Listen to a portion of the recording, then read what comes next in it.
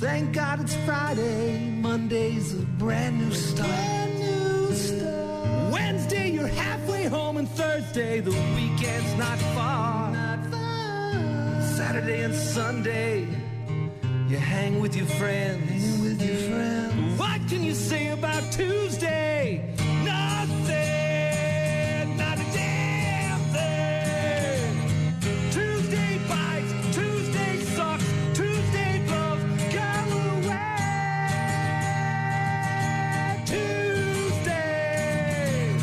Tuesday's crap, Tuesday's lame, Tuesday's dumb, go away.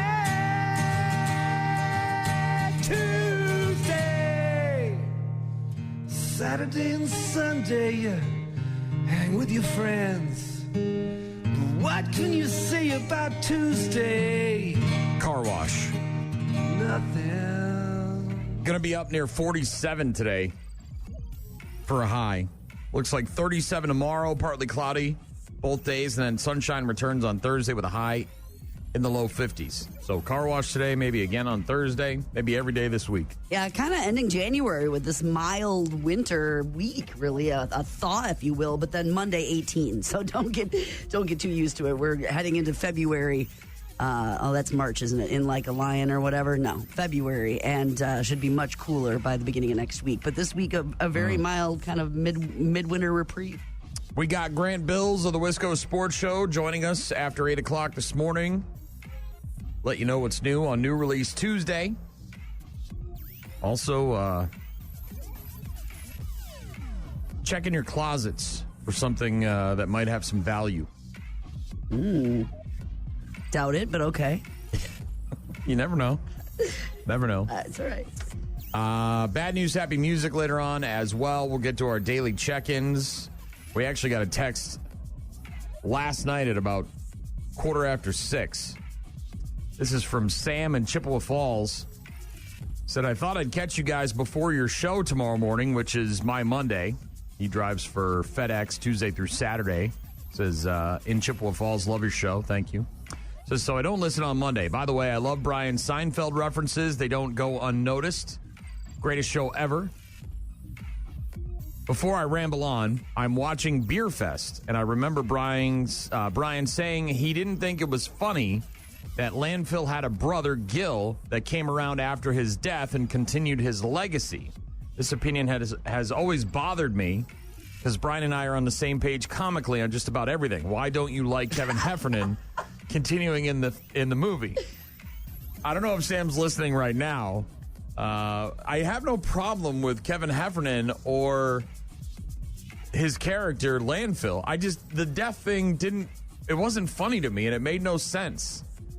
Like, it didn't, I don't know if, and again, I've always said, it feels like a part of that story didn't get told in the movie.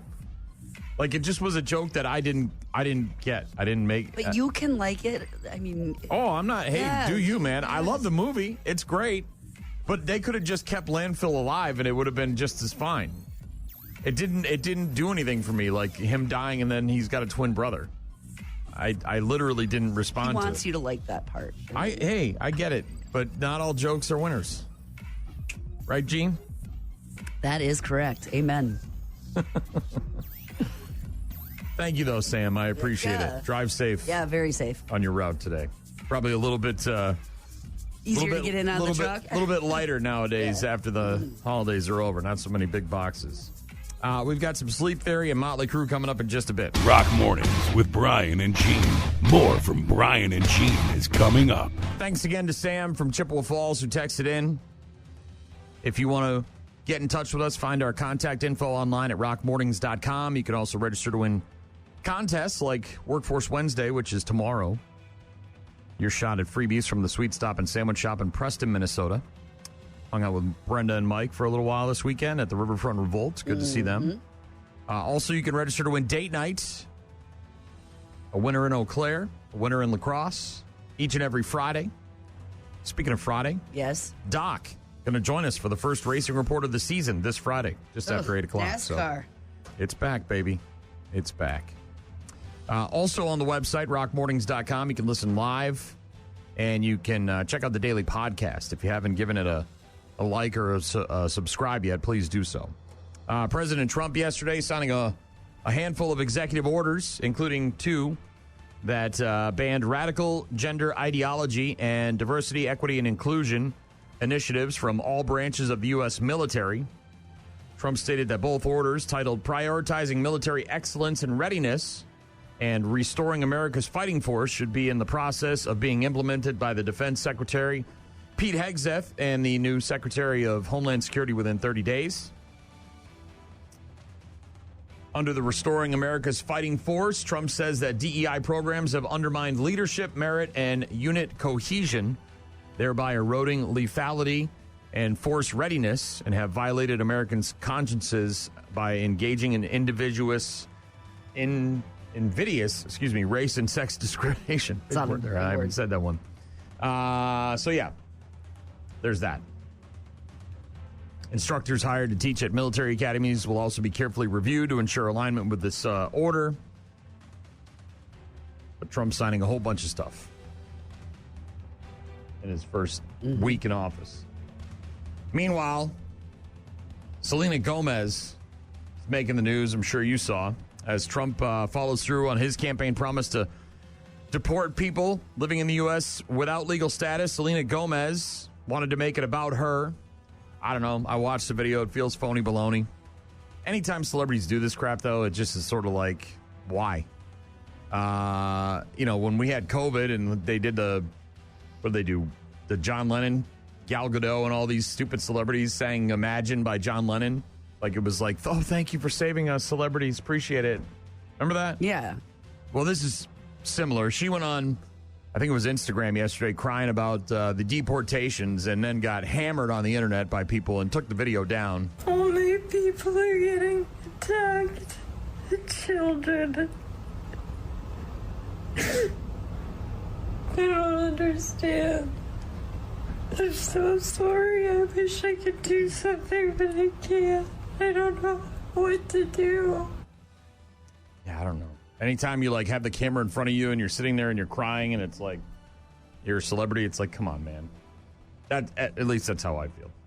But she was crying about the deportations and talking about the kids and wishing she could do something. She took the post down after everybody was kind of hammering her on the internet, and then she apparently made another post talking about how you can't be empathetic to people. And is it that she was? I mean, there's a lot of people who are you're very a celebrity, and it's kind of tone deaf. It's just like, I don't know, like you're. I get it. Maybe you're upset, but when you're a celebrity and you're going on there and you do, is it that like she no one could cares? Do something or what? I mean, I guess. Well, I'm sure she could if she really wanted to, or she could, do something. I mean, I don't know. And then there's people pointing out that she's, she's a Mexican American, not a, it's not like she's. I don't know. It just feels fake when you see these celebrities do things like this, to me. Meanwhile, locally, former UWL Chancellor Joe Gao now filing a federal lawsuit over his firing as a faculty member.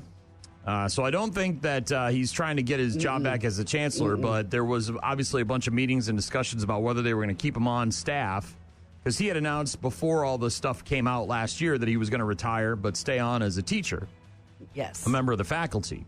Well, then the porn stuff happened, and they're like, yeah, we don't want any of that here at all. So now he has filed a federal lawsuit. Yep. Fired as chancellor in December of 2023 by the UW Regents. Since then, but since he had tenure as a professor, he could not be immediately fired from faculty.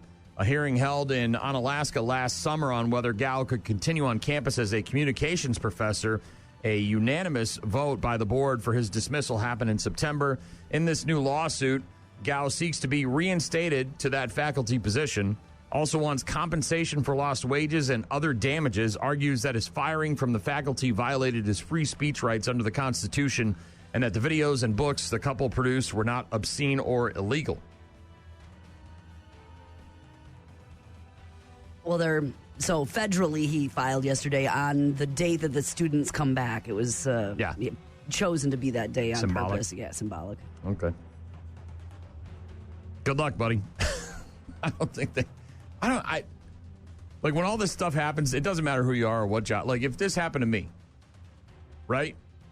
I'm making porn with my wife. Not that I am. I'm just saying hypothetically. And then the company finds out, and I know this is a different situation. This is in the school. Correct. But you don't have do you really tenure. I don't know, do you really want to get your job back and be around people who don't want you there? I don't know. He clearly does. All right. So there's that. Mm-hmm. That's big news. Yeah, locally, obviously, in the state. We've got some Motley Crue coming up in just a few minutes. And again, if you want to get in touch with us, rockmornings.com right now. It's Sleep Theory. Rock Mornings with Brian and Gene. Find them online at rockmornings.com. Motley Crue shouting at the devil on Rock Mornings with Brian and Gene. The Bucks got 35 from Giannis and 35 from Damian Lillard. Was that enough? Oh, well, I mean, it wasn't the total points scored, but it was most of it.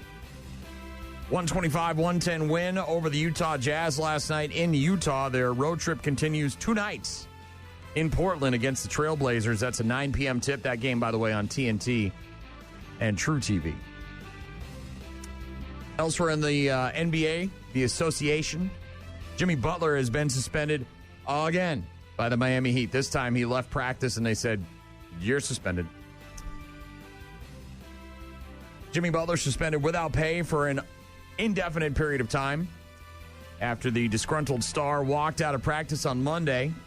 It's the third time that Jimmy Butler has been suspended by the Heat in recent weeks. Comes right at the end of his previous suspension. He was expected to return from his second suspension last night against the Orlando Magic. It's a lot of suspension. And while they were practicing and warming up, he said, "F this, I'm out of here." And then they suspended him again. Jeez.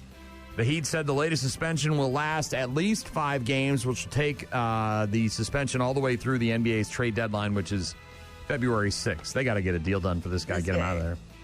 That's all he's going to do, isn't it? Yeah, I mean, he doesn't want to be there, and they don't want him there, and they got to figure it out, though. I mean, you know, it's like, oh, what the hell are you going to be doing here? But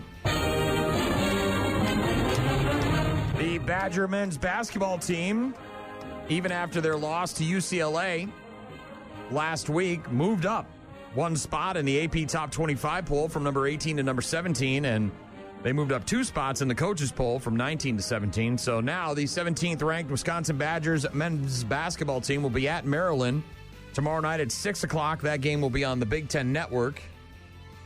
Meanwhile, there's been some accusations about the women's basketball coach from a former player. I don't know if you've seen those.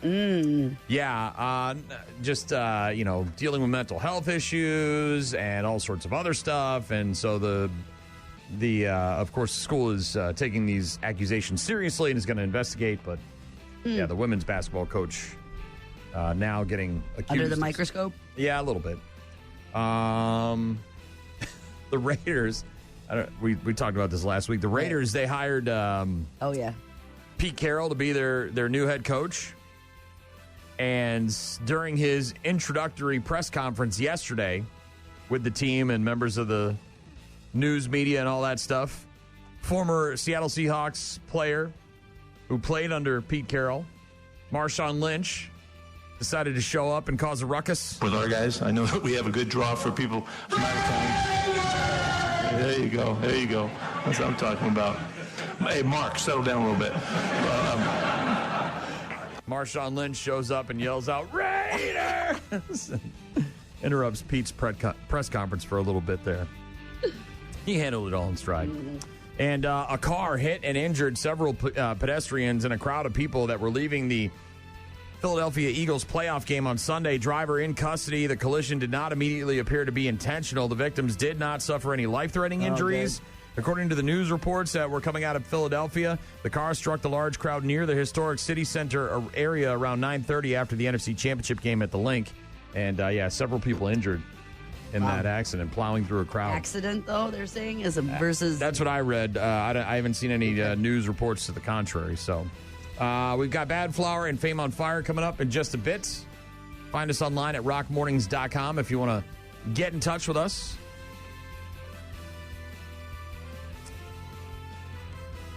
Jim from Kuwait, our buddy in Kuwait, said, saying hi, heard you guys are having a heat wave. LOL, I should be home around March 15th. Hope is well your way. Things are good. Can't complain. It's after the first of the year, and we got a big show in our pocket, our back pocket. We're looking forward to the rest of the year, and yeah, we got a heat wave. We got almost 50 degrees coming up today. The only thing is, not that I want to shovel, but this lack of snow is going to be an issue in the spring for farmers if we don't figure this out. Last year, the same thing happened, and then it rained so much in the spring, so I guess, but it's an issue. Thomas also texted in, said, good morning, y'all. And Mike wanted us to wish his granddaughter, Kat, a very happy 15th birthday. Happy 15th birthday to Kat. Have we even heard from my punter up north how they're doing with snow? Because, last year, remember the impact with snowmobiling and winter sports that were up north because of that? I haven't heard anything about where he's at, the Iron River area, but... it's not a thing, I don't think. Yeah. We'll get to that bad flower in just a few. Rock Mornings with Brian and Gene on your rock station. We had already had the upside-down American flags on our amplifiers. They asked us to please remove the flags because it was with Steve Forbes, and that might be a weird vibe. We were like, you invited Rage Against the Machine, the I won't do what you tell me band, and then said, don't do the thing. Check 1, 2. We're about to rock Bulls on Parade. Roadies put the flags back up. The stage manager is barking into his headset like... 35 seconds till we're live. There's a quick scrum on stage. The burly New York City Union men are able to wrestle the flags with 7 seconds to go. Ladies and gentlemen, Rage Against the Machine. I mentioned before that Steve Forbes had just been a presidential candidate. The hallway floods with Secret Service. And then we are escorted out and put on the sidewalk. I'd like to thank Rage Against the Machine. You might notice Rage is not in the farewells on that particular show. I still went to the after party. That is Tom Morello talking about their performance from 1996 on SNL. We mentioned yesterday that there was a 3-hour special on NBC last night called Ladies and Gentlemen. Did you watch it? I did not, okay. But it'll be on Peacock, so we'll watch it when we've got time to sit down and watch 3 hours of a program. It was called Ladies and Gentlemen, 50 Years of SNL Music, and lots of interesting little tidbits. I saw some highlights, but Tom Morello of Rage Against the Machine talking about the band. Against the Machine?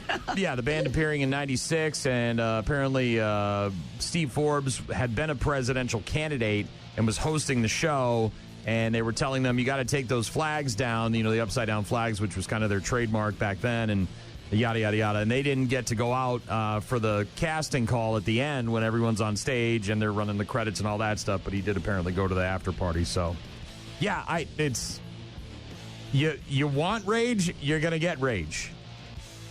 But, yeah, you can't tone down everything you do and be somebody that you're not just so it's... I did see a funny clip about the Blues Brothers as well. Obviously, a lot of skits from SNL end up becoming movies, and Blues Brothers was one of the first ones. Actually, was the first one, I believe, and talked about how that skit ended up on SNL, and it wasn't supposed to be on the show. That Aykroyd and Belushi wanted to do it, and Lorne Michaels told him it's not funny and it's stupid, but then he realized the show was 3 minutes short. So he let him? And he said, look, if you guys want to go make fools of yourself, go right ahead. And then, Blues Brothers movie came out in 1980, made $115 million. And John Belushi and Dan Aykroyd had not only a number one movie in the country, but also the number one album in the country at the same time. So Lorne Michaels... We still listen to that album when we're driving cross country or something. It's one of the ones in rotation for sure. Apparently, Eddie Murphy didn't want to do Hot Tub either. He thought it was mockery of James Brown. Yeah. I've seen that report before, but it was again a new special on NBC last night called "Ladies and Gentlemen, 50 Years of SNL Music," and my guess is it'll be on Peacock now. If you want to watch it, if you missed it last night, on television tonight, the series premiere of Paradise over on Hulu. Sterling K. Brown is a Secret Service agent assigned to protect a former president played by James Marsden, who is subsequently murdered. Guessing that doesn't work out too well for him. All the FBI shows return tonight, including FBI, FBI International, FBI Most Wanted. Those are all on CBS. New stand-up special on Netflix today called Liza Traeger, Night Owl. And also a new stand-up special from Tom Green on Amazon today called Tom Green, I Got a Mule. My bum is on the dog. My bum is on the cat. My bum is on the phone. My bum is all alone. Yeah, the Bum Bum song guy, Tom Green, remember him? I do. He also has a new documentary on Amazon Prime called This is the Tom Green Documentary. And it talks about how, he got his start and, of course, his time on MTV and his battle with cancer. And, yeah, I haven't seen it yet, but I'm assuming there's a part where they talk about Jesse James Dupree sawing his desk in half with his chainsaw way back in the day. Yeah. So that's on Amazon today, the new Tom Green stand-up special. Also on television tonight, Will Trent, High Potential, The Joe Schmo Show, Deal or No Deal Island, The Rookie, and The Irrational. Speaking of people who have new movies and new specials on streaming services, Amy Schumer is going to be on with Jimmy Fallon. She's got a new movie coming out on February 5th on Netflix called Kinda Pregnant. A new stand-up? No, it's a movie. She fakes being pregnant so she can feel special. Got it. Jimmy Kimmel tonight talking to Ringo Starr. Drew Barrymore is going to be on with Stephen Colbert. And Seth Meyers has got Paul Skeens, the pitcher from the Pirates, with the whole baseball card thing. Yeah, that's interesting story. Also, Alan Cumming is going to be on with Seth Meyers tonight. So that's what's on the Boob Tube. It is new release Tuesday. And there's no real major movie releases in terms of films that were in theaters. But if you want to rock a direct-to-DVD film tonight, there's a movie called The Gutter that's got quite a few actors in it. Adam Brody, Adam Polly, Paul Reiser, Susan Sarandon. A guy named Walt is working at a bowling alley called Alley Cats, and then he's pressured into embracing his bowling talent, which sparks backlash from detractors seeking to undermine his sudden pro success. So if you want to check out a bowling movie, it's called The Gutter. That's on DVD today. Also, Freelance, starring John Cena and Allison Brie. It's also got Alice Eve and Christian Slater. An ex-Special Forces operative takes a job to provide security for a journalist as she interviews a dictator, but when a military coup breaks out, in the middle of the interview, they are forced to escape into the jungle. Also on DVD today for new release Tuesday, the Sniper movie, Sniper the Last Stand, starring Chad Michael Collins, an expert sniper leading a special ops team in Costa Verde to prevent a dangerous arms dealer from deploying a lethal weapon. And that's about it for new release Tuesday. Like I said, nothing real. There was a lot last week, so you expected all one. Yeah, we've been, trying to catch up on shows over the holidays. We watched a lot of movies and Christmas specials and crap like that. Like I said, we started watching that SNL docu-series about the 50 years. I'm sure this music episode that was on NBC last night is part of that. Yep. Pop Culture Jeopardy, been watching that, trying to get caught up. What about you? Yellowstone still? I watched this. We started to watch the Saturday Night Live, the 90 minutes before the first show. Okay. But it was a lot, and I was really, really tired at the end. I mean, it's good. It's got intensity. The actors are good that play, Gilda and Chevy Chase and Andy Kaufman and all of that. But it was just, I was like, that's another night when I've got more attention. I started too late. End of story. That's on Netflix, by the way, if you're looking for that. The SNL 90 Minutes to Showtime movie? Yes. All right. Ogre texted in, said, I took the truck to the car wash on my way to work. 5:30 in the morning, there was already a line. No way. Granted, it was short, but I wasn't the only one with that idea. Yeah, doesn't surprise me. Does not surprise me. Going to be a lot of that the next couple of days. 47 and partly cloudy today, 37 and partly cloudy tomorrow, then into the low 50s on Thursday. Right now it's Corn. Rock Mornings with Brian and Gene on your rock station. Static X with Push It and some Corn before that. Got a message on Facebook from Janelle. Said, at Brian, what was the name of the music festival you mentioned this morning taking place in Eau Claire? I believe you said it was just before Rockfest. It is Summer Jam in Eau Claire, and you can go to summerjamwi.com to see the lineup. I got to be honest, I'm very excited about this. You got Lynyrd Skynyrd live, Gavin DeGraw, Everclear on Friday night, June 20th. And then on Saturday, the 21st, the Black Crowes, Collective Soul, Rick Springfield, Marshall Tucker Band, and Wang Chung.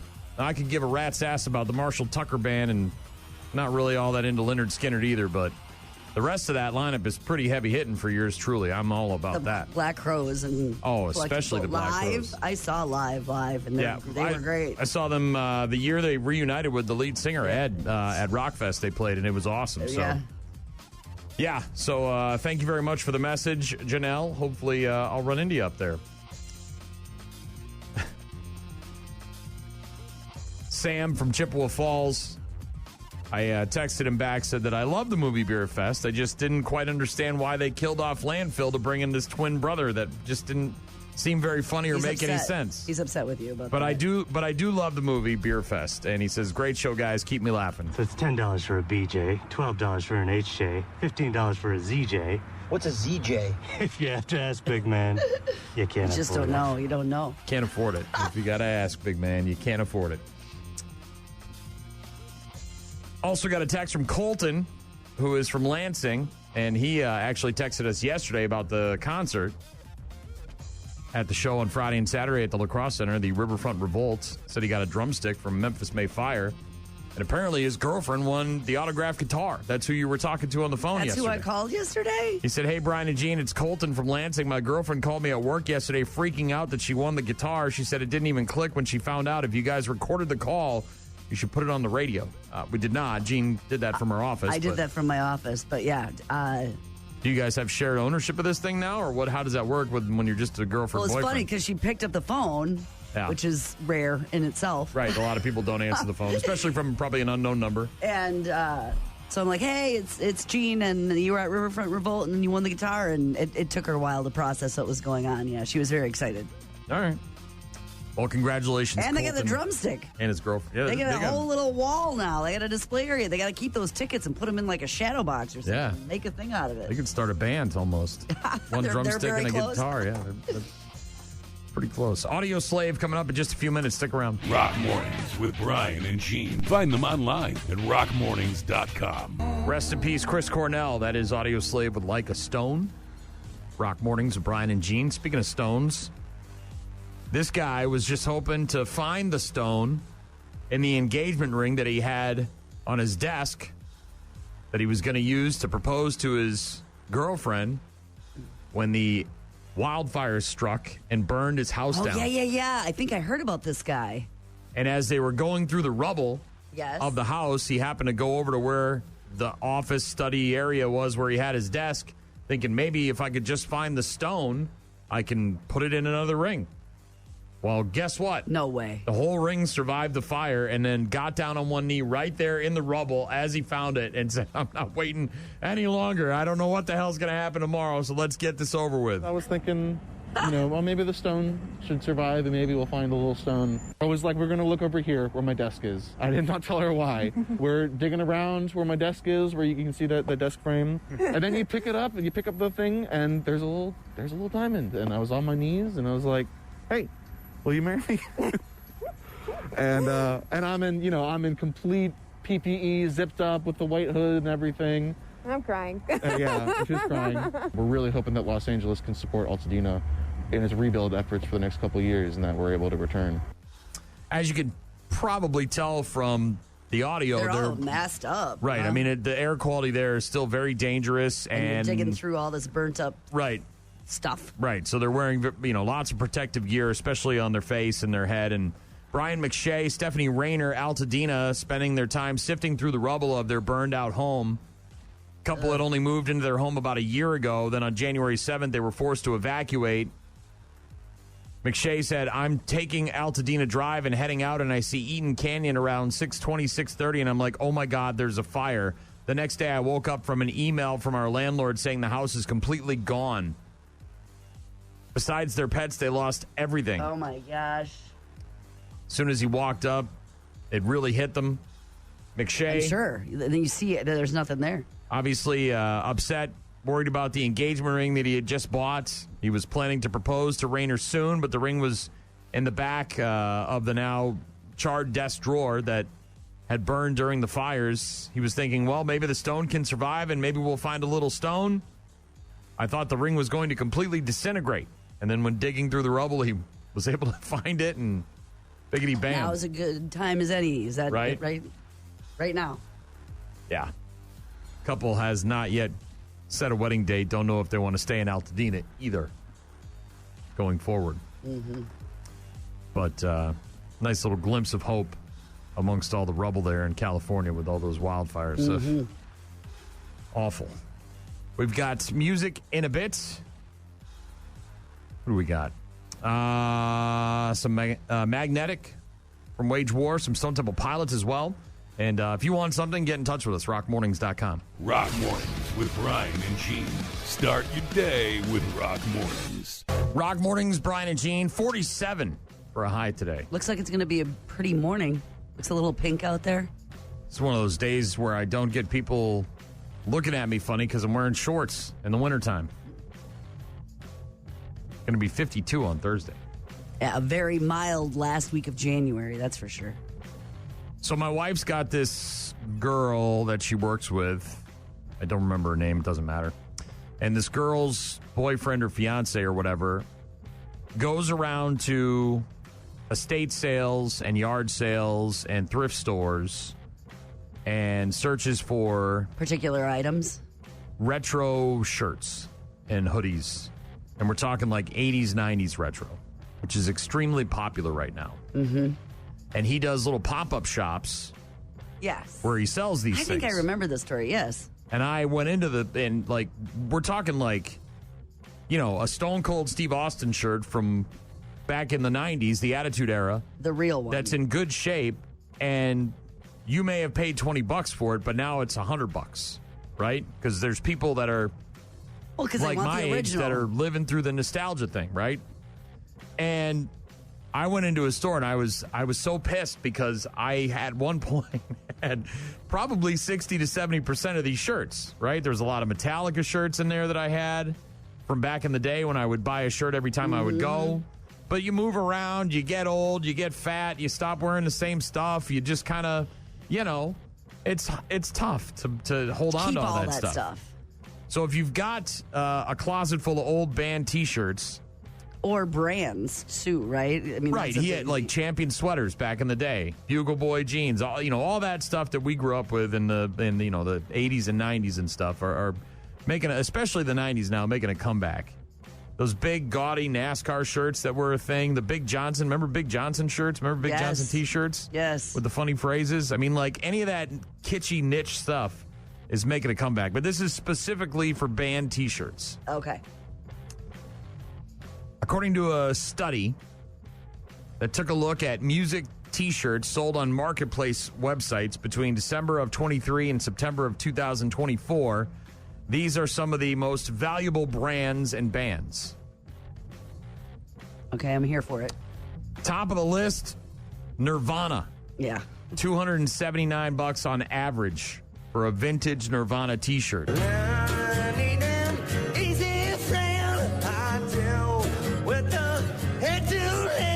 Oh, Wes. Why you got to do me like that, Wes?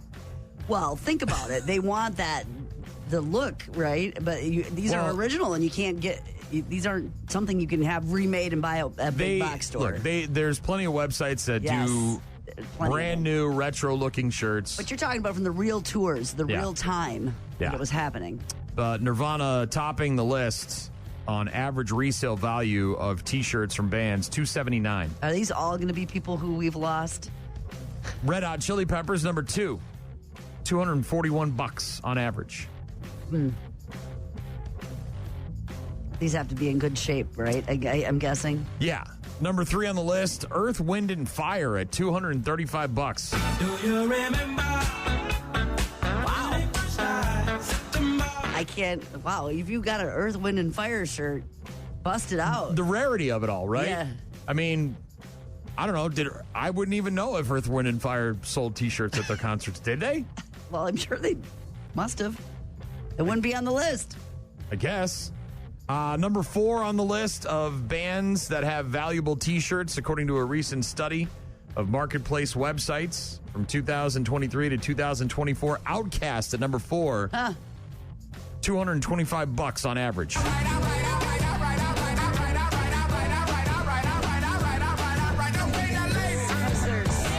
So few of them? Is that made it? Well, I think, the band hasn't been very active, Yeah, in the last umpteen years, and, kind of they're doing their own things. I think survived. Andre put out a solo album recently, and, and again, the rarity of it all.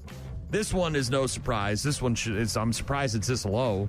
Maybe it's just there's so many of them in the market, right? Number 5 on the list at $188 on average for resale value, Guns N' Roses. You know where you are? You in the jungle, baby! You gonna die. You gonna die! They are number 5 on the list of the top 10 bands with valuable resale T-shirts. Green Day comes in at number 6 at $186 on average. Number 7, again, might be just the rarity of it all. And you think about the impressive career, starting with the Beatles, solo career, all the other stuff he's done. Paul McCartney at $180. Baby, I'm amazed the way you love me all the time. I think there's a lot of those out there. Well, certainly from recent years, Yes. too. I mean, when you realize that, the touring model has changed drastically over the last, 20, 30 years or whatever, since music has gone online and albums and record sales are dropping. So you're looking at the touring model and you're like, okay, how do we maximize our profit? Well, let's sell a butt ton of T-shirts. Well, who doesn't want Paul McCartney, a Right. legend? Anyway. Number 8 on the list of valuable band T-shirts, according to a recent study, $179 for the average resale on a Kanye West T-shirt. George Bush doesn't care about black people. That guy. I think it's the enigmatic culture that he possesses and character that he possesses. He's such a divisive human being. And It's a statement when you're wearing a shirt of right, his. you know what's He's going on. When, realizing- Pearl Jam comes in at number 9 with 171. And I don't know, some triple X person. I don't know who that is. Okay. Extentation? 163. But who the hell is that? By the way, Grateful Dead has the highest valued shirt that sells for $2,750. It's from 1994, has a very large Black Panther on the front. So this is an individual shirt, not just in general. This is a shirt in particular. Well, we got to call a shot. Is that in his closet? $2,750. Does he know what he's got? Although it's a small, so I don't know how many people can fit in it. Nobody in Wisconsin, that's for sure. And then that's followed up by a long sleeve Nirvana shirt from the In Utero tour that sells for about $2,000. And then a Bjork T-shirt from her post tour that's at about $1,890. So if you've got a closet or a drawer full of old concert T-shirts from like 70s, 80s, 90s, anywhere around there. I wish I had more. I think the only two that I have that are, and they're really, really, really horrible shape. Like, you know what I mean? Like all stretched out. Because they were worn with love. But I think I've got a Jane's Addiction one. And I've got... Well, that might be worth some money now that the band I know, had an implosion. I'm talking really bad shape. And then I think I have a Motley Crue from Dr. Feelgood tour. But those are the only two I think. You Google it. Yeah. You might be surprised. But I think they're both like... But yeah, check it out. Seen better days. Ask your friends too, because, rather than trying to sell it yourself, a lot of times there are several people in the area that are doing these little pop-up things with these retro T-shirts, and they'll pay, good money for your shirts. Yeah, like I said, I went into a shop and I was like, God damn it. I'm like, I had that one and that one and this one and that one. And I was like, Of course. I vividly remember wearing all of these. I had an awesome Metallica shirt, and it was a dark gray. It was almost like a marble color. And on the back, it said Birth School Metallica Death. And it was and then it had the logo on the front. It was so awesome. I wore that shirt so many times. And I had like every Stone Cold shirt known to man. Yeah. I was obsessed with Stone Cold Steve Austin And in the they're 90s. all gone? And they're just, yeah. Every one of them? Well, they couldn't print them fast enough. I mean, like back then they were just, he would fart and they'd put the sound of the fart on a T-shirt and then people would buy it like me, and yeah. So if you've got old wrestling shirts, old NASCAR shirts, old band shirts, all that stuff, The Big Johnson shirts, you know. What were those other ones? The Farford-Nugan ones, remember those? The Volkswagen ones? Yep. And then there was another one with like, I just remember there was one with like tennis balls or something on the back. Anyways, retro shirts, they're coming back. Might be worth something. Check it out. Rock Mornings with Brian and Gene. Find the daily podcast at rockmornings.com. Stone Temple Pilots and Plush on Rock Mornings with Brian and Gene. All right, here we go. Trying to figure this out. All right, there we go. I got it. Microphone and headphone issues. Giannis and Dame Lillard each with 35 last night, leading the Bucks to a 125-110 win over the Utah Jazz. And tonight, the Bucks are in Portland to take on the Trailblazers. That's a 9 p.m. tip on TNT and on True TV. Badgers moving up a spot in the most recent AP Top 25 poll. They're now 17th ranked, Wisconsin, and they're at Maryland tomorrow night at 6 o'clock on the Big Ten Network. University of Florida has now closed its investigation into the Gators men's basketball coach, Todd Golden, after finding no evidence that he violated Title IX. What was this, I guess? 4-month investigation following a complaint that was filed against Golden back on September 27th of last year included allegations of sexual harassment, sexual exploitation, stalking, and cyberstalking from multiple women, including students. A statement released by university spokesperson Steve Orlando said, quote, "The University of Florida takes these matters seriously and works deliberately to ensure that due process is upheld for everyone. After a thorough investigation that included dozens of interviews over the past months, the University of Florida has found no evidence that Todd Golden violated Title IX. The Title IX office has closed its investigation." So they got some information. They did an investigation. I'm assuming he was kept on, but just wasn't receiving pay during that time. While they were I don't know what his situation was with the team, but they were doing the investigation. Yeah. I think he was continuing to coach during the investigation, and they have found that there's no evidence to go forward with it, and so they're ending their investigation. Vanderbilt did it again, and now they got fined $500,000. They got to stop upsetting teams. They made him mad? Vanderbilt fined $500,000 by the SEC on Sunday after fans stormed the court on Saturday night when the Vanderbilt Commodores beat number 9 Kentucky 74-69. Big upset. Vanderbilt penalized for a third offense under the conference's revised access to competition area policy. The fine will be paid to the University of Kentucky. The first violation, which was only $100,000, came when fans stormed the football field after a 40-35 win over Alabama back in October.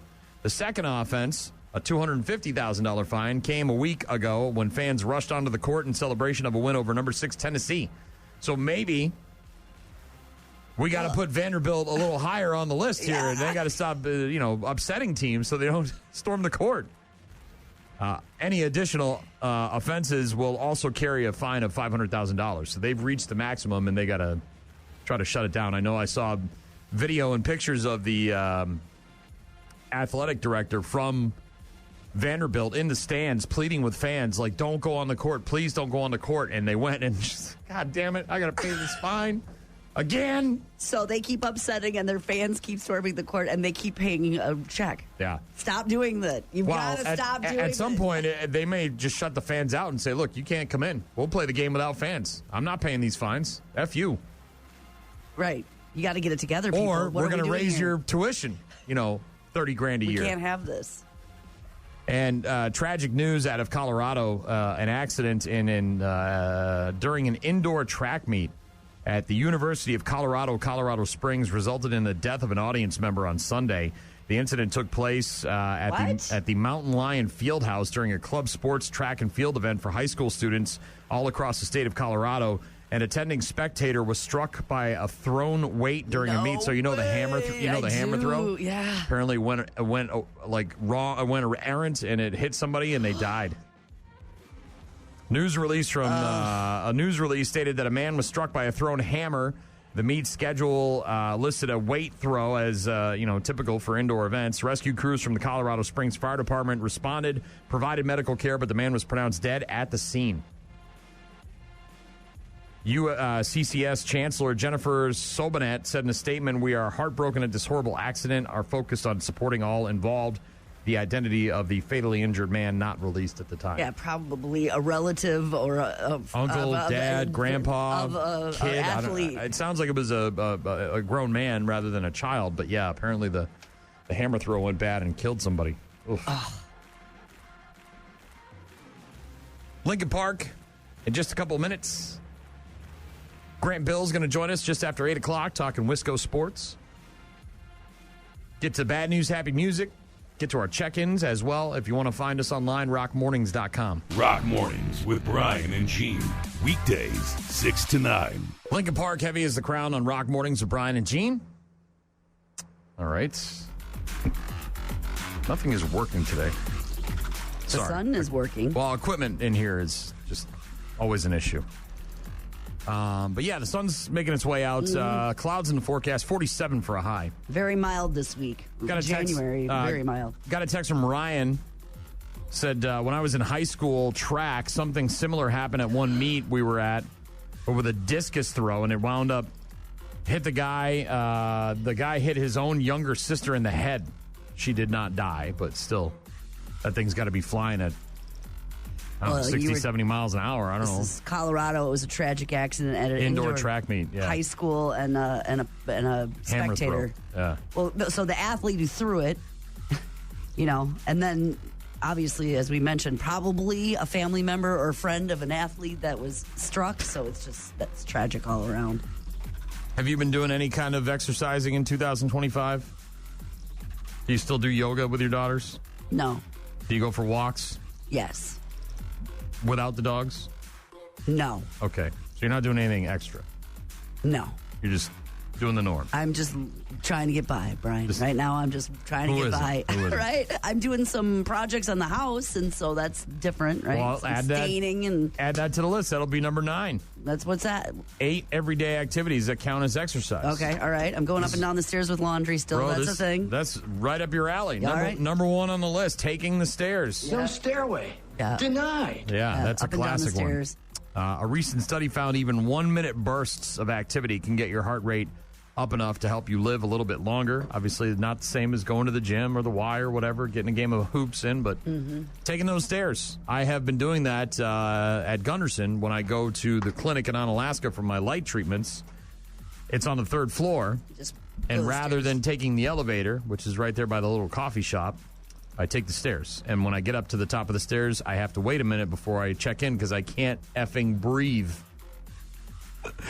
I hope for a line because I got up there last week. I got up there on Tuesday, I think it was, and I go up to the lady. She's like, "Oh, can I help you?" And well, you go to the bathroom first. You get to the top of the stairs, and then you go to the bathroom. And they keep they're rapid fire with the questions, and I'm like, I can't.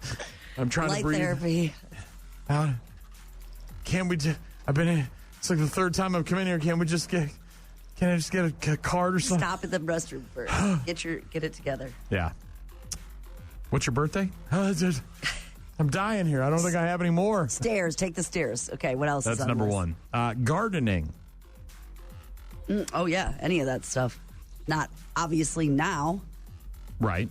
Mowing the lawn, pulling weeds, digging holes. That's something else. I almost die when I'm mowing that lawn. I can't wait to get that riding lawnmower back here. Can't wait. That's happening. Unfortunately, it won't happen this summer. It's not going to happen until October when we drive out there and pick up this thing. But boy, oh boy, I'm just going to be having a field day. This one counts. Number 3. These are 8 activities, everyday activities that can count as exercise. Especially if you're me and you only want to make one trip. When you only want to make one trip? I don't know. What? How do you not know this? How often do you go grocery shopping?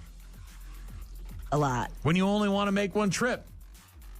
Bringing in the bags. You only want to make one trip. Oh, I can't do that. I mean, I know, you load up. That's what I'm saying. All that weight. You're trying because you only want to make one trip. But I got to open 2 doors between, actually 3 to get into the kitchen between there. Yeah, carrying your shopping bags in obviously counts as a little bit of exercise.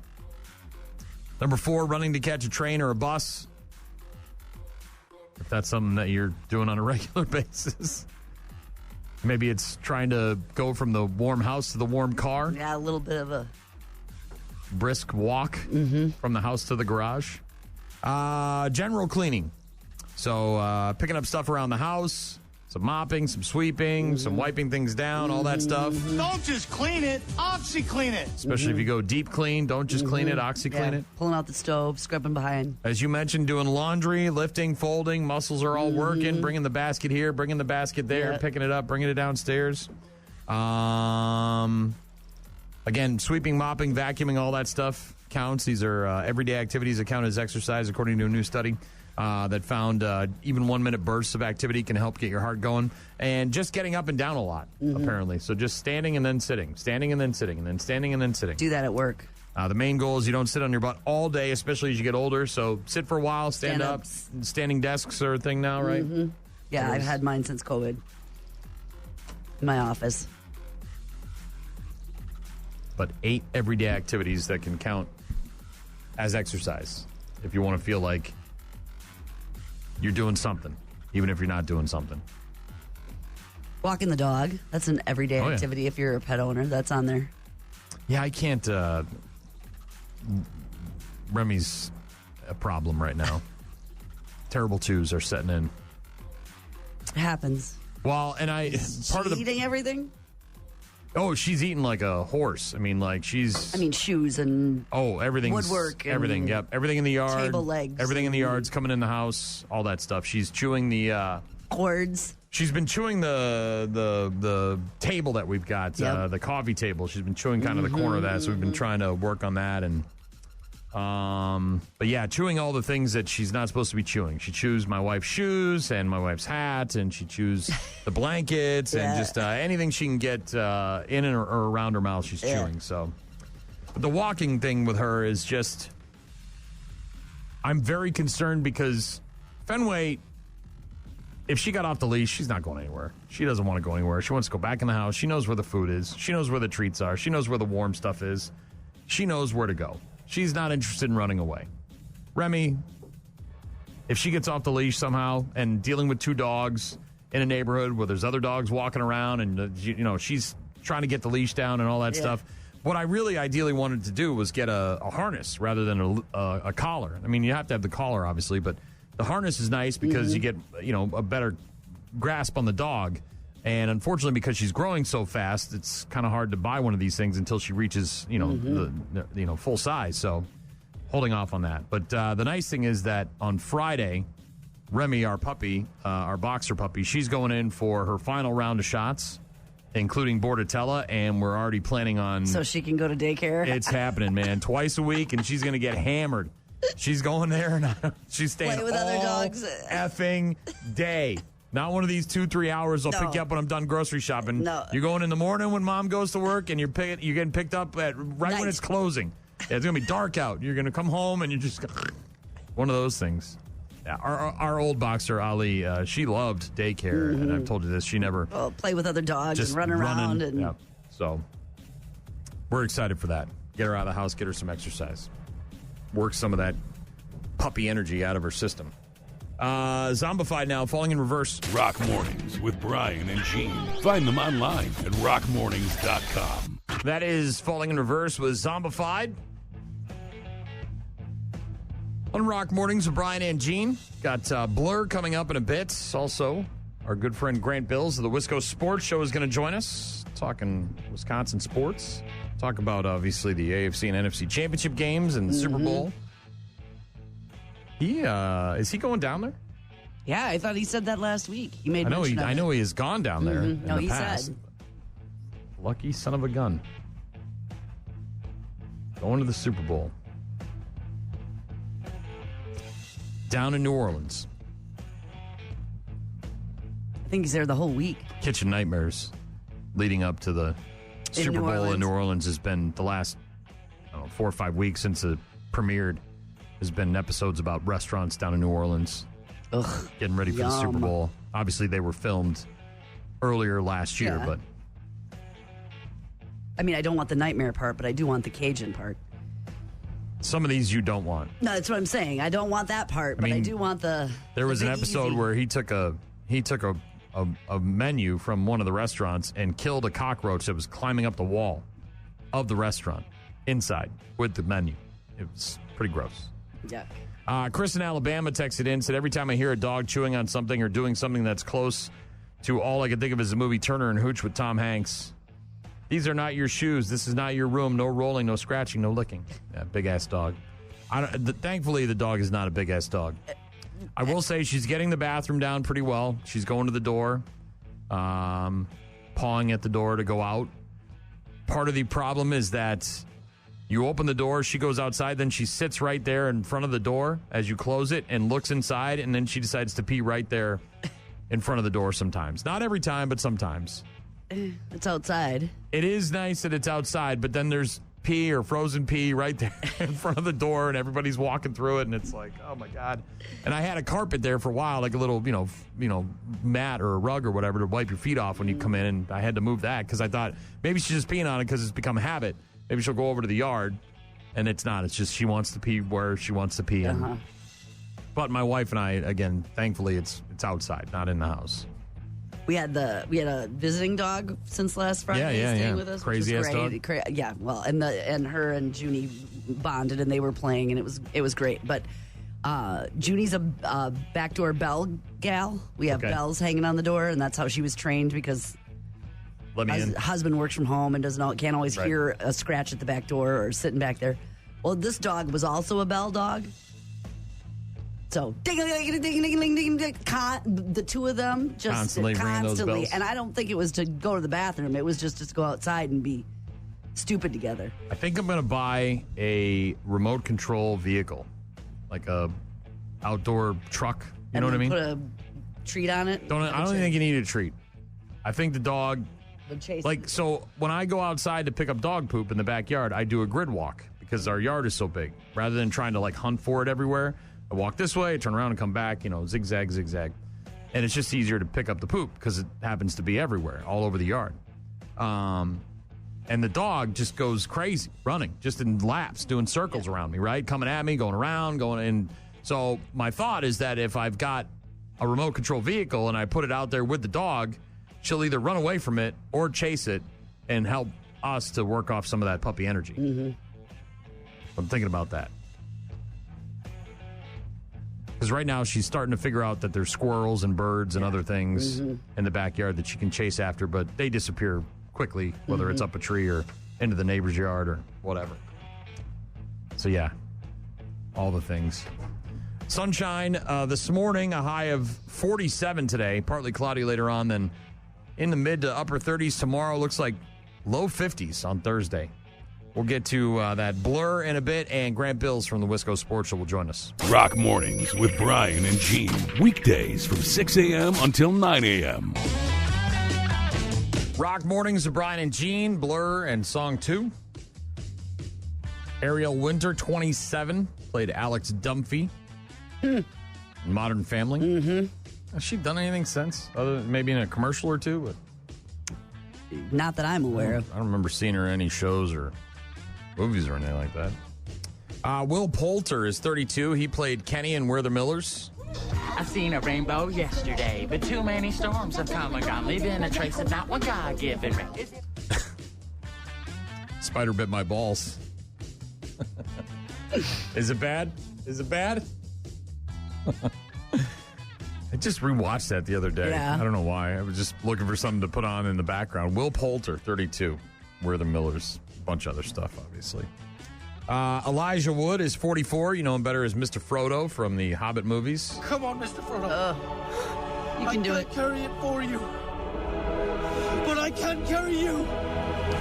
Come on! Get you a Samwise. Everybody needs a Samwise. Mr. Frodo. Elijah Wood, 44. My wife told me this last night because she cares about the Backstreet Boys, but Nick Carter of the Backstreet Boys is 45 today.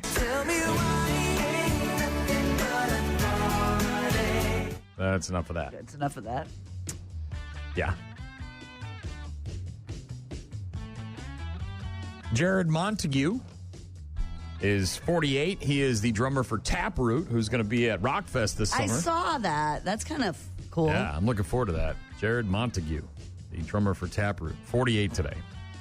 Also celebrating a birthday today, Sarah McLachlan. She is 57. I will remember you. Take my money. Save the animals.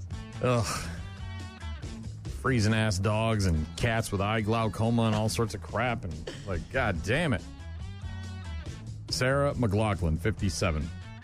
And 89 today, Alan Alda. Hawkeye Pierce from MASH. A whole bunch of other stuff, Still obviously. alive, huh? 89. Mm-hmm.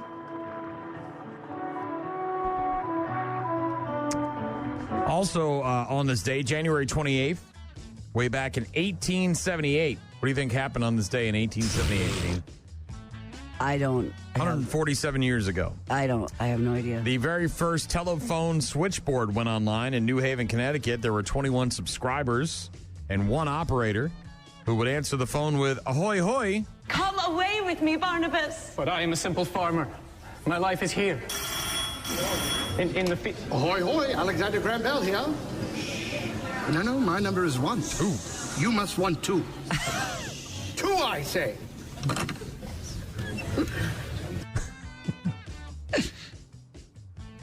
Yeah, this is number 1 calling for number 3. Yeah.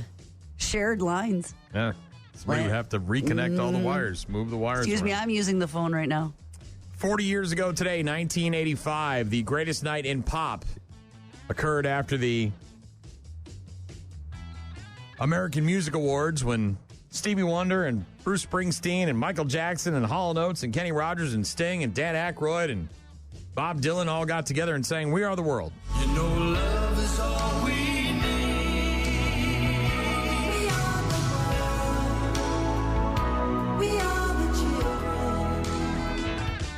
If you haven't seen it yet, there is a documentary about that, the making of that song. It's called The Greatest Night in Pop, and it's on Netflix. And it's very funny to hear Lionel Richie do a Michael Jackson impersonation. Lionel, I have a snake, Lionel. Did you see it? Did you watch it? I have not. Oh, my God, it's funny as hell.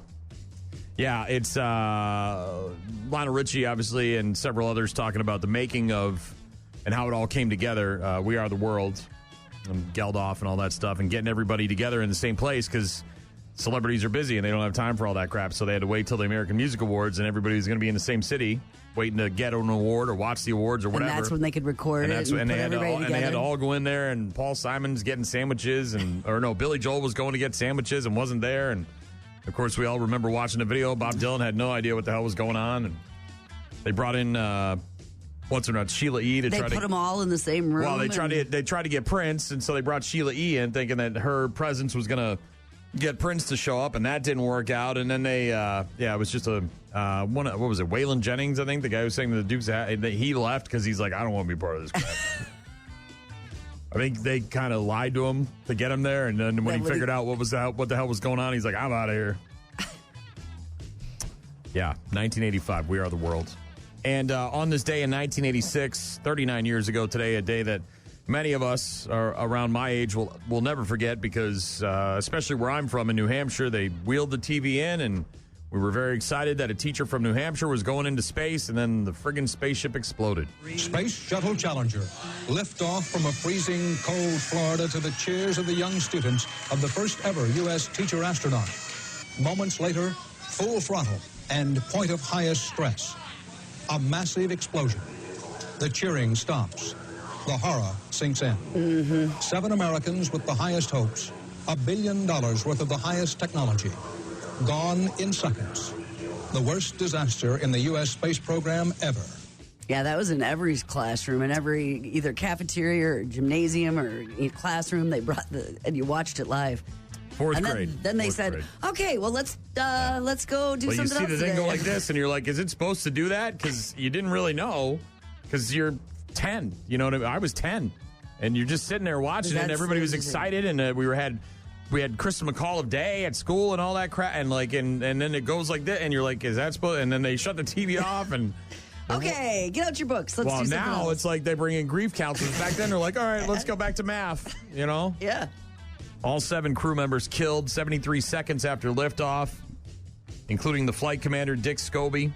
the pilot Michael Smith, Ronald McNair, Ellison Ozanuka, Judith Resnick, Gregory Jarvis, and, of course, school teacher Krista McAuliffe, the first teacher in space, or was supposed to be.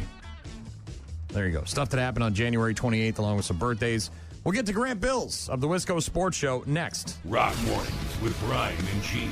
Start your day with Rock Mornings.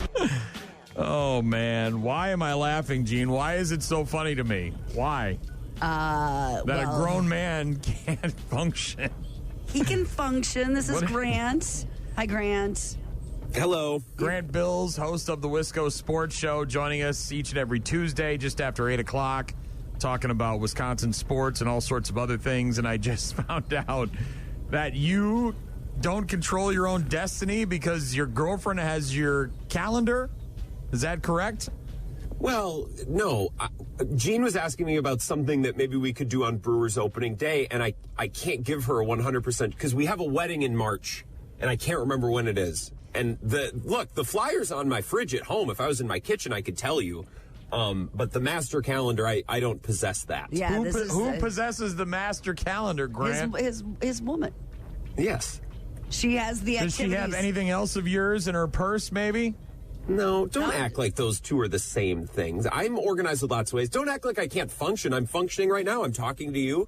Made myself breakfast this morning. Made sure the cat had food and water, all that stuff. It's just, you asked me about what's on the calendar in 3 months. I just need to run that by someone. The activities director. That's the it's only just thing. she has the role of the activities director. All right. All right. Yeah. All right. All right. Well, let's focus, obviously, on the AFC, NFC championship games over the weekend. Kind of ended up the way we expected. I was hoping beyond hope that the Commanders would put up more of a fight. It was a little bit close there into the second half, but then the Eagles just kind of ran away with it. So not much to take away from that game. The Eagles look like a wagon. You wonder if Kansas City can stop Saquon Barkley, and even if they do, can they stop A.J. Brown at the same time? And if they can do that, can they also stop the quarterback who may or may not be injured? So moving along to Kansas City, are we still on the Kansas City is getting all the calls and no one else's bus? Are we on that train still, or was it just, was it even Stevens against the Bills? They get some breaks, but I think when you go into a game thinking that one team gets all the breaks, you find a way to notice things that you maybe wouldn't notice otherwise. The Chiefs really don't bother me that much. If you're someone who hates the Chiefs and want to see them lose, and you think they're ruining, like, I don't want to see them in another Super Bowl, that's fine. Like, I think that's very fair. I'm not really bothered one way or another by them. Yeah, they got a break maybe on the first down mark, but that wasn't a horrible call. That was a call they just weren't sure of. Okay, so it goes to the Chiefs. Yeah, the Chiefs get a little bit of a bounce of the ball here or there, but you could say the same thing about the Patriots or any of these other teams that were constantly playing at home in the playoffs, making their own luck. And as I said on my show last night, Simpson, the Chiefs have even started to look like your Patriots. It's not just that they're winning all the time in the playoffs. Like on 3rd and 9, that's a throw and a pass that Tom Brady would have made. A little dump off to P. Ryan, who runs with it for the first down. Like, just little simple swing passes or slants. They even look like the Patriots now. It's crazy. I don't blame the Chiefs or the refs for anything. Buffalo had the ball with 3.5 minutes left and, and couldn't get it done, and that's on them more than it is on the refs or the Chiefs. That's just, whatever you want to say, the lack of killer instinct, bad coaching, not enough good players on the field, whatever that is, Buffalo failed more than Kansas City prevailed, in my opinion. Yeah, and Josh Allen, the Bills got a little lucky early. Like, he recovered a fumble, and there were some balls, really shaky first series that could have been intercepted and weren't. Like, again, if you were non-biased and you took the whole game and you chunked it out and looked at every play, the Bills got their fair share of breaks as well. It's just they're 2 to 5% less than the Chiefs. Like, I think McDermott's a good coach. He's not Andy Reid, right? And Joe Brady, their offensive coordinator, I think he's excellent. He might be a future head coach. He's not Steve Spagnuolo, and Josh Allen's great, but he's not Patrick Mahomes. I don't think that this is some indictment on the Bills. They're just not the Chiefs. But I don't know that anyone is the Chiefs. We'll see. The Eagles are really, really talented. But here we go again, Simpson and Gene. This is the same thing we did last year. Because I was at Radio Row the whole week, and you'd ask every guest, what do you think about the game? And it's going to be the same thing this year that people say, well, the Eagles are more talented, the Eagles are better, but the Chiefs. How do you bet against Patrick Mahomes? Like, that's what it's going to come down to. It's the second year in a row, and it's the second year in a row we get a rematch, too. And that was the, like you said, the argument for years with Brady and the Patriots was like, how do you bet against them? They've proven time and time again they've got what it takes, whatever that is, to get the job done when it needs to get done. Are you taking the Eagles, or are you taking the Chiefs in the Super Bowl? Well, how could it? This is the thing. The Eagles don't have a weak spot. They're elite at basically every position. The weakest part of their team is their passing attack. And their passing attack includes A.J. Brown, Devontae Smith, Dallas Goedert, and Jalen Hurts. Jalen Hurts is not a superstar. And their offensive line is just unbeatable. Of course. It's unbelievable. So you can't get a good pass rush on them. So even the weakest part of their team, their passing game, it's not like it's a liability. It just might not be amazing on any given day, and the rest of their team probably will be. Their running game and their defense, which is elite. I'll pick the Chiefs just because, how can you pick against that? How can you bet money, or how can you make a pick against that? As much as the rosters and as much as the data, I don't know what this line is going to be set at, or if it's up, I don't know. It's going to be close. I just don't know how you can bet against Patrick Mahomes, which is the same. We're doing the same thing as last year. It's the same talking points. Grant Bilse, host of the Wisco Sports Show, joining us each and every Tuesday. Let's focus on the Bucks real quick, as they got a win in Utah last night, and then they're in Portland tonight. Damian and Giannis looking pretty damn good last night, scoring 70 collective points. Trade deadline, however, is next week. What are the Bucks going to do as the trade deadline in the NBA gets closer and closer? Well, I think they've been open to just about everything. We've read that Chris Middleton has been shopped. I don't know how aggressively they're shopping him. He actually looked really good last night after looking washed for a couple of games previously, so I don't know where they stand with that. I'm sure the Bucks would like to get Jimmy Butler, or they'd like to get Zach LaVine. The problem is, and I don't pretend to understand all these details, but in this collective bargaining agreement, this CBA, it's really hard for teams that are spending a lot of money to make trades. Because when you're in the second apron of the luxury tax, is what they call it, when you're spending the most and you're really going all in to try to win financially, it limits access on your picks. It limits how you can aggregate salaries going out or coming in a trade. It puts all sorts of handcuffs on these teams. And the teams right now that are looking to wheel and deal are the Bucks, who have a lot of those limitations, and the Suns, who have a lot of those limitations. So to get Jimmy Butler off the Heat, or to get Zach LaVine off the Bulls, that means that someone like Bradley Beal needs to spring loose from the Suns, and no one wants Bradley Beal. So all of these teams, these 4 or 5 teams that are going to be included probably in some big trade, because that's what's required to make it happen, is all these everyone's just staring at each other because there's so much deadlock on the way that the CBA is kind of, set these teams up to struggle to make trades. So I don't know if ultimately anything gets done. I think all of these teams would like to do something. I think it might just prove to be too complicated. I don't know. Speaking of Jimmy Buckets, as a Bucks fan, do you want him on your team with all of this suspension stuff going on and this malcontent? And I get it, right? Sometimes you don't want to work somewhere, but you did sign a contract, and you gotta play it out. And if my thing is like, look, dude, they know you want to get out of there. They've known since the preseason, and maybe they're not working as hard as you think they are, but all of these suspensions, do you want him on your team? Does he feel like a guy that you want to bring in attitude-wise, or what he's bringing to the table? Is it enough to oversee or supersede all that? You know what I want? I want to go back to 2022 and have another healthy playoff run with Chris Middleton, because I think they would have won the title in 2022. They lost to the Celtics in 7. It was an unbelievable series. I think they win that series if they have Middleton, who is playing really well. That's what I want. But now we're years later, and I got to decide what to do with Chris Middleton, who looks old, and he's lost a lot of lateral movement. He was never an unbelievable defender, but he was 6'8", and he's a body type in a position that's unique. Like that's a type of player, a build of player that every team wants. He's just not the guy that he was a couple of years ago. I don't know if dumping him and Pat Connaughton and Bobby Portis to get Jimmy Butler up here is the answer, because Butler's hurt a lot, and he's missed a lot of time, and he's a malcontent. And I don't know that they're just going to be able to bring him in and all of a sudden, hey, Dame and Giannis, you've been learning to play together. Now work Jimmy Butler in too. Like, I don't know. I don't know that that's the answer. Part of me as a Bucks homer just wants to ride it out with Chris Middleton and hope that he's healthy and plays well like he did last year. It's risky, and I'm sure that's what the Bucks are weighing when they're trying to decide what to do with him.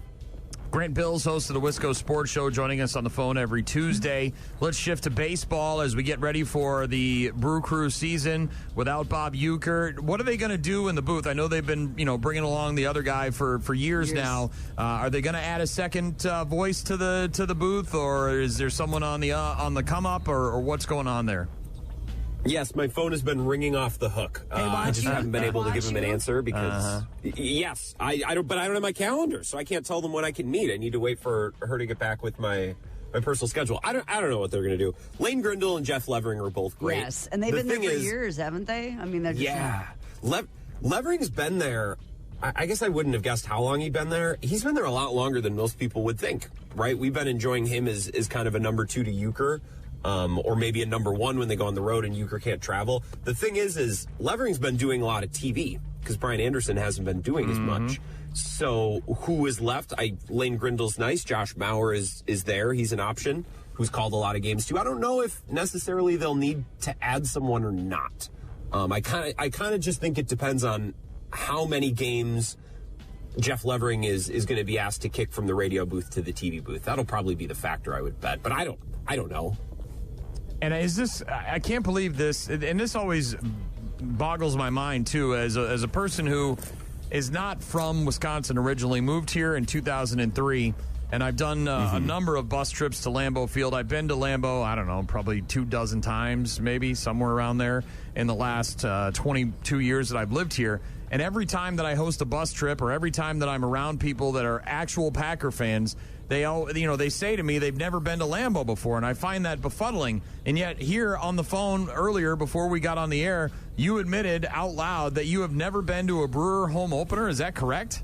How is that possible? Never been to opening day. I mean, look, it's not that impossible. I grew up 4 hours away from the ballpark. So it's not like these kids, some people I knew who grew up in West Allis, and it's like, well, on opening day, we always, our parents let us skip school so we could ride our bikes down to the ballpark. It's like, it was a 4-hour drive, Simpson. You take a whole long weekend in order to go. Yeah, but you've been a grown-up man for a decade now. Yeah, well, yeah, but the grown-up man then mostly lived in La Crosse for a long time. So I've never been close. You're making up a bunch of poor excuses. Well, did you know... Grant, did you know that we have 2 buses? We have a bus from Eau Claire and a bus from La Crosse headed to opening day in Wisco Trips. The 31st against the Royals. You could ride the bus, WiscoTrips.com. You can find out all about that there. Round trip transportation will feed you. You got the tailgate party, you got the beverages, all that's included, and you can be there for opening day, and then you can pop that cherry, I guess. Well, the Aurora Healthcare bullpen as well with the food and drink during the game. I would love to. But also, here's the other thing with my job. Like, I got to be on the air. You know what I mean? It's Brewers opening day. So if they play at, 3 or whatever, not all the affiliates carry the Brewers, or I got to be on because Brewers fans want to turn on the radio and hear reaction to the home opener, so I can't win. Yeah, they can turn it on. You know what I mean? I'm not day. a good sports fan for not going to the game, but I'm not a good sports talk radio host for not being on the radio. A lot of lame excuses coming out of your mouth right now. A lot of lame excuses. Back in your day, Simpson, going to a baseball game was as simple as getting on your bike and grabbing a $5 bill, and then you could meet with the players in the parking lot to get their autographs after the game. Things cost a little bit more nowadays, a little bit more complicated to do things nowadays. They don't cost anything for radio guys, and you know that. Don't try to sell me a horse with no name. We could go to the game for free. We know people. You know people. We could get in for free. If you want to spend a couple of bucks on some concessions, that's up to you. But don't try to tell me that you got to mortgage your apartment and your cat, put it up for adoption so you can afford to go to the game. Come on, bro. Well, I got to mortgage my apartment and not my house because forget baseball games. Don't even get me started on the price of homes in 2025, but that's separate. You're right. Look, it's a logistical thing. I'm not trying to make excuses. It's a logistical thing, right? If it was a Friday, but it's typically on a Thursday, I feel like. So, okay, I take Thursday off, but then I still got to work Friday. I don't know. It's just never really worked out. Maybe this year is the year. It's a Monday. You got a whole week of programming after that. You go to the game. You can talk about your experience. You can talk about the Uecker tributes. You can talk about all the stuff. Yeah, I do want to be there because of that. I also want to be there for the first Cubs game back to American Family Field. Because I tell you what, I went to 2 of those last year, and that was... That was unlike anything I've ever experienced. That was like WWE in a baseball park. So I want to get to one of those Brewers-Cubs games as well this year. But Simpson, you know what? I'm going to circle it on my calendar. No, you're going to have to call your girlfriend in Iowa and have her circle it in your... She's got to check the activity calendar. They've got activities. When I get access to my calendar, I will circle it, and we can circle back. Maybe we can make this happen. You know what I'm going to do? I'm going to get you one of those dry erase boards that have the dates already in it, so you can put it on a wall in your apartment so your girlfriend can write things in, so then you have access to it as well. Can't you do a shared Outlook calendar? Then you can see her stuff and you can see her. Aren't you on Teams like the rest of these crazy people in this place? You can share that then. You can see. You know what? Here's the thing. I manage a highly detailed Google Calendar for the Bill Michaels show and my show. There's 45 guests on there for Radio Row next week, and they're color-coded and organized. Yeah. I manage someone else's schedule, and someone else, for the most part, manages my schedule. You don't even need to manage it. You just need to have access to it. She can manage it away. I'm not talking about you managing. I'm talking about you being able to say unequivocally that I'm available on X day because I have access to my calendar like a grown-ass man. So we're supposed to just, what do you want me to message her on Teams every morning instead at work instead of texting her? I hate how this whole world has become. Does your mommy still schedule your doctor appointments for you there, Granty Bilse? Sometimes when he's home. No, that's a bad question because I don't go to the doctor. So the answer is both yes and no. We'll get into that next week. All right. Grant Bilse, host of the Wisco Sports Show, heard throughout the state every afternoon. Thanks, buddy. Nice to chat with you both. We'll talk soon. Yes. Bye-bye. Next week, He'll be in New Orleans. We'll talk to him from the Super Bowl in New Orleans next week, and maybe we'll hold off on the doctor thing until the following week. Boy, he sounds a lot like somebody I know. Yes. Me.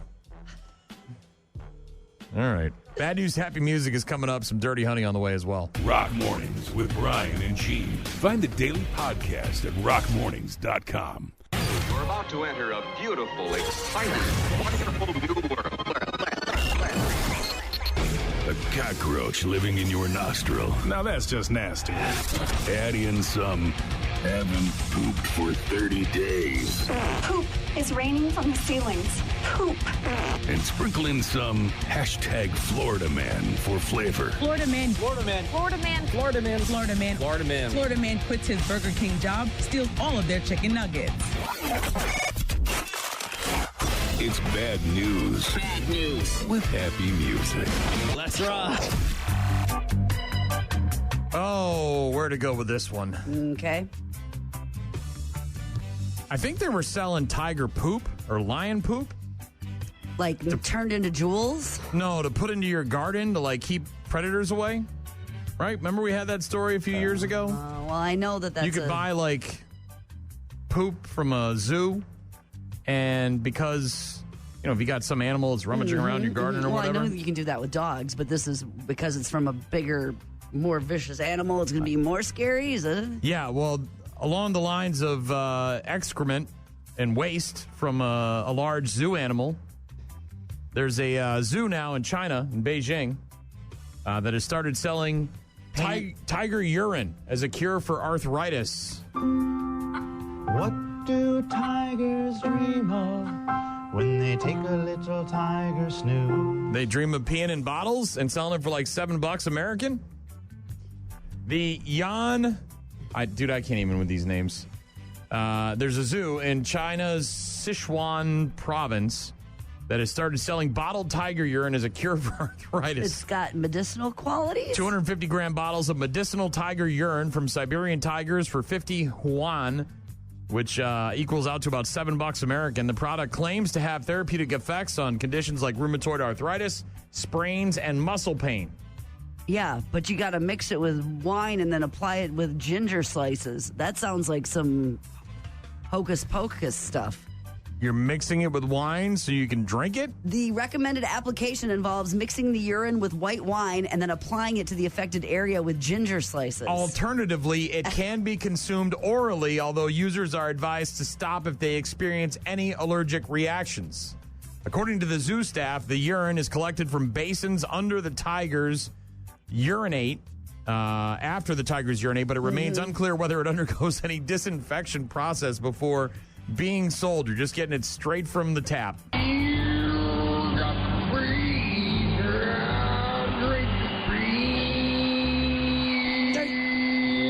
excuse me, but how do they know that it helps anything? They don't. Okay. Despite the claims, experts have criticized the zoo for promoting unverified remedies. A pharmacist from a traditional Chinese medicine hospital stated that the tiger urine has no basis in traditional Chinese medicine and lacks scientific evidence to support its purported health benefits. It's just pee. You can be guaranteed that some fool on TikTok is going to get their hands on this tiger urine, drink it, and then hopefully die. Well, I'm not laughing at rheumatoid arthritis. It can be just debilitating. My aunt can hardly feed herself, but that I don't know that that's wine and urine from a tiger and some ginger is. I mean, desperate people maybe will try. North Chicago, Waukegan, I think is the name of this place. Hassan Grant arrested wearing 3 pairs of pants while hiding drugs inside his person, including in his buttocks. Wrecked him, damn near killed him. Hassan Grant of Waukegan, charged with possession of a controlled substance and obstructing a peace officer. An officer observed him and another subject conduct a hand-to-hand drug transaction. Saw it happen. Right. Grant began to head down the street. Officers learned from a source that Grant sells crack cocaine and heroin mixed with fentanyl. Well, that sounds delightful. That's a nice way to take the edge off on a Monday afternoon. How would you like some crack cocaine and heroin with a little fentanyl in it? You know, when you really want to wind things down. The source... So he saw the drug... Yeah. The source, by the way, also said that Grant often hides drugs in his buttocks and was possibly armed with a gun looking to rob someone. So apparently his go-to move is to put it up his butt. Look, if they're going to find the drugs and arrest you and you're going to have the drugs inside, why go through all the trouble of stiffing up your butt? Just put them in your pocket. You know what I mean? Like, a little easier to grab and throw. Right? That's where he keeps it before his transactions? Officers said that Grant was wearing 3 pairs of pants and gave consent to search his person. Found a baggie containing less than a gram of substance containing cocaine. Strip search showed that Grant was hiding suspected drugs between his buttocks. He refused to comply with officers who were seeking to retrieve it, however. No. All right. Open up them cheeks. We got to go in there and get... No. Very tight. No. It's like a steel trap. Apparently then began complaining of chest pain. An ambulance is called. I'm sure. Yada, yada, yada. He's been arrested. The whole thing.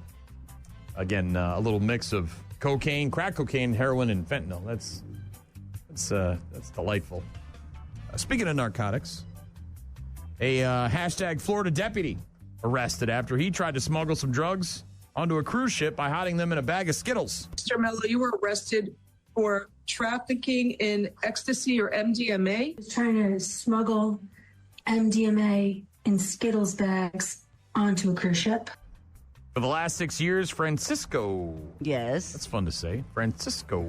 Has been what? Francisco Mello has been a Miami-Dade Sheriff's Office deputy. However, he's now suspected of being a narcotics dealer. Incident began when law enforcement received a tip that Mello was planning to smuggle on board meth, ecstasy, Molly, whatever he's got, putting it in a bag of Skittles. Detectives began searching his luggage after a canine dog sniffed the drugs. Found 60 pills hidden inside bags of Skittles. So that's what he does for a living, is he's a narcotics officer, and then he was stealing his I think own he's just a deputy with the police department down there. But yeah, they had a narc dog before people were getting on the ship, sniffing all their bags and stuff like that, and they got a hit on his bag, and they opened up the Skittles, and bam, there was all the drugs. Taste the rainbow. Mm-hmm. Mello arrested at the Royal Caribbean Terminal in Port Miami, relieved of his duty as a deputy. They didn't even wait around. You're fired. Now charged with possession, sale, and trafficking of a controlled substance, getting on these cruise ships and taking them out to sea, international waters.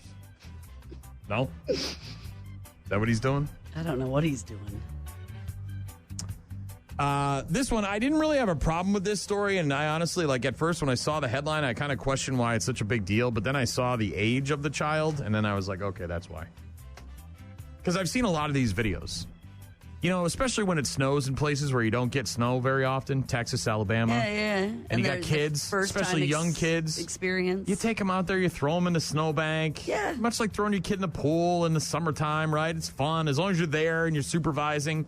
the trend now with these videos is in these places where they don't get a lot of snow, they dress the kid up like a 2, 3, 4-year-old, somewhere around, still able to pick them up and swing them around. With a bunch, they put clothes up. Yeah, they're not naked. Right. And then they use them to clean their car off. Oh, like this? Have you seen these videos? Yeah, I get what you're saying. You pick up the kid with the jacket and you kind of, and it's just funny. Right. Well, this wasn't a toddler. This was a baby. And that's why I at first I was unsure. And then I got to look at the actual video. I'm like, oh, yeah, that's why people are mad. 25-year-old Texas man could face charges after a video showed him using a 3-month-old baby like a snow brush to clean off the windshield. Now, the baby, of course, is fully clothed. All bundled up. Jacket bundled up. But he's being a little reckless with the child when moving. Like, it would be funny if he held the baby and just kind of gently. I mean, we've seen Bills fans put their babies through tables to baptize them into the Bills Mafia. This is a little bit more aggressive than that. I can see why people are outraged. People on TikTok thought it was a doll originally in a coat. He pushed the kid around, wasn't exactly gentle about it. This is in Port Arthur, Texas, after the snowstorm last week.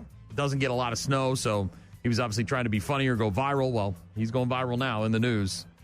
A lot of people on TikTok apparently doing this with their toddlers, but this is, again, 3-month-old baby. Cops did a welfare check. Baby is okay. Guy hasn't been charged yet. They didn't release his name. He's expected to face child endangerment charges if he is charged of anything. We've confirmed that it was a 3-month-old baby. It's a sad situation. I know a lot of people go to social media and they're looking for clicks. But it's not a deal where you should put a baby on a windshield.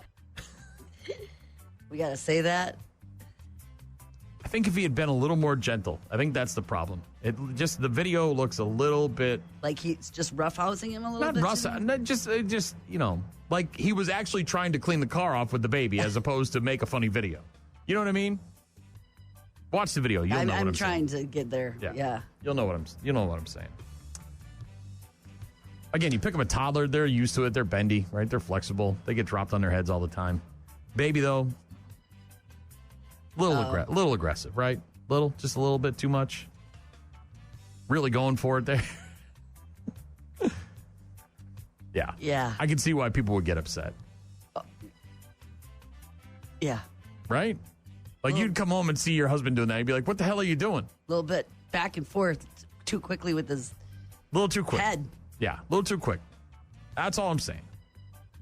Last but not least, a drunk man said he was speeding because he was in a hurry to see his cat. He really wanted to get home to see his cat. I am speed.